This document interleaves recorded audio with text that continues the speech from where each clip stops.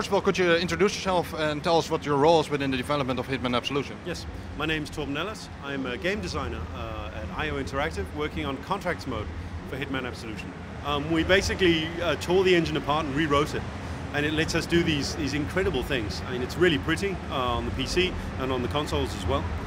We're really pushing what can be achieved, and huge crowd technology and really, really powerful artificial intelligence.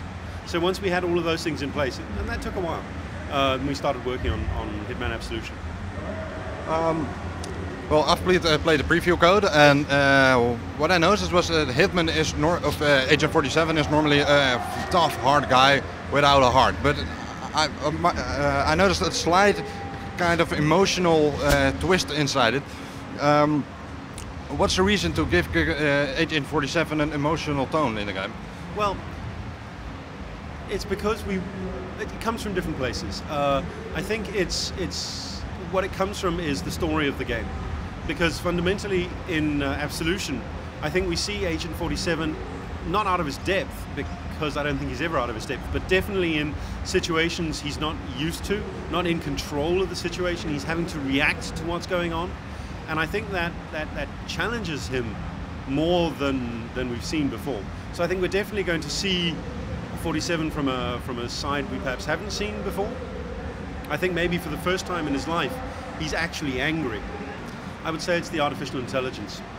It's the fact that you've got this game world that reacts to how you push it. There are rules.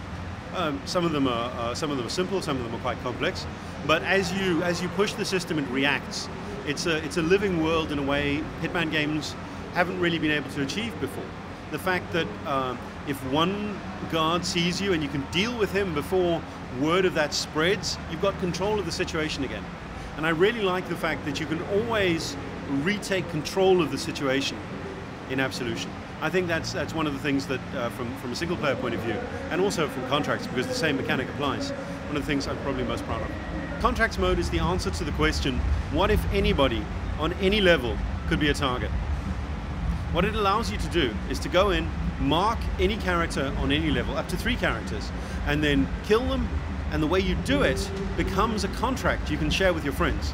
So if you can kill the judge in a chicken suit with a machine gun, and nobody sees you, that's the contract. So it's kind of, it's a way for fans to show off their assassination skills and share it with their friends. But the hook in the tail is, your friends might be able to beat you at your own game. Well, there is a huge amount that you can do. If you just look at the King of Chinatown level, which is on the floor here today in Utrecht, there are 25 different ways, approximately, to kill the story mode target. And if you think there are about 20 different characters in there you could put contracts on, the number of different possibilities, from accidents to long-range sniper kills to really up-close and personal fiber wire kills, the list is mind-boggling. It's a huge amount of flexibility. Well, it's really quite unique. It's unique in a number of different ways. It has a look and a feel that not many other games have. It's set in that contemporary world, but still it's more of an urban myth, more of a film noir world. And I can't think of too many other games that have that same feel without being crazy. And it offers a huge amount of flexibility in how to go about the noble art of assassination. And there aren't many other games that offer that wide range of flexibility. Off the top of my head, I can't really think of any. I mean, there are other games that do assassination, but none of them really tie into that modern day urban legend perfect killer myth that Hitman does. So it's really unique, and the fact that the game allows you really to approach it in any way you like, whether you take the King of Chinatown down with a machine gun, or if you get him to come and look at his car, which then mysteriously explodes, or make sure he has bad sushi for lunch, or snipe him from a rooftop, or any one of the many, many different ways to take him out. It's a game with a huge amount of flexibility, and it's a game with a lot of dark humor.